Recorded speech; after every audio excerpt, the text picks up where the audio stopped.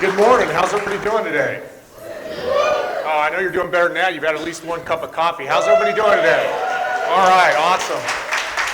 I am Bruce McClintock. I'm the founder and CEO of Hike for Life, and we exist to address this problem. Raise your hand if you've heard of any of these situations. You may not be able to read them in back in the front. Nobody's heard of any of these cases? I see one hand way back there. How many people have heard of somebody that's actually either been injured or had to be rescued off of a trail or in the backcountry for any reason? At least some of us, okay? I would have thought it would have been all of us.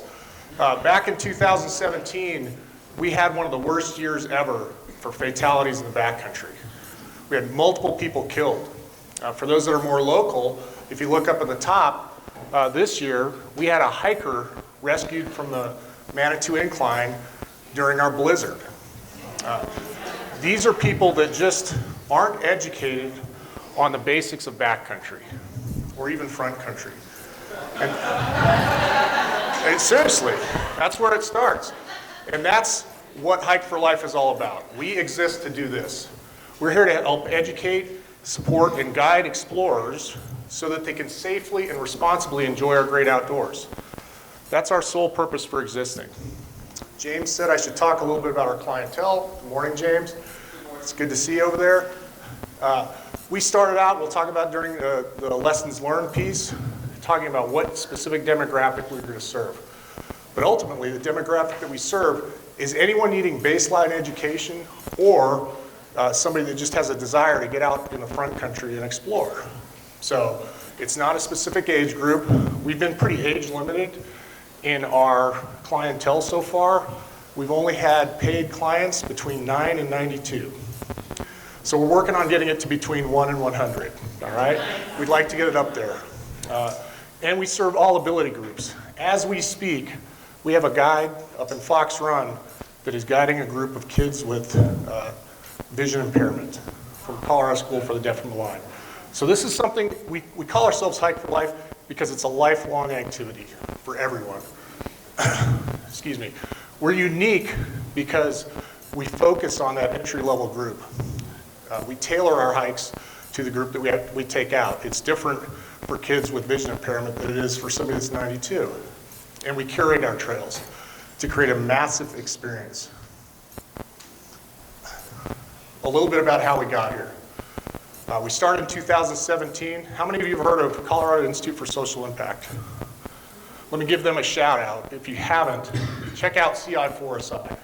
They're an amazing local organization, and they teach you a lot about social impact and how you can actually give back to the community rather than just be about for-profit.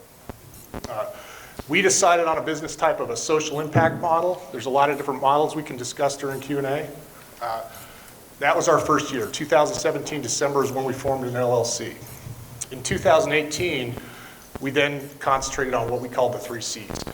Our core team, our culture, and then concept development. This is a picture of the core team here in Palmer Park, which is one of the trails that we guide on. Our culture is about nurture community, inspire responsible exploration, and help preserve the great outdoors. Everything we do is built around that. We then created our own specific guide selection, training, and certification program to make sure that we had qualified people out on the trails. We meticulously curate our trails. So a lot of people say, why would I want to go on a guided hike in Palmer Park? Because you're going to actually learn something that you may not have heard before. You can learn things about culturally modified trees, the geology, the history of the area. There's a lot that even locals learn. And then we consciously follow best practices for business, especially a social impact business, and then outfitter procedures and insurance and permitting, which is very complicated. We did all that last year, kind of our concept development year. This year we're becoming systematized and moving to expand our operations. We've had to make a lot of adjustments along the way. We've come to a lot of forks in the trail. We don't have time to talk about them now. I'll bring them up in Q&A. But I think everybody in this room that started a business knows that everything takes longer than you think it will. One example for us, from first contact to the issuance of our Forest Service permit was 9 months. So you can't start in March and think that you're going to lead trips in the Forest Service that same year. I'd like to talk about each of these, and we'll come back in Q&A. I know we've got about a minute left. So where are we headed? We'd like to become a self-sustaining business that is a source for education and will fuel our own education.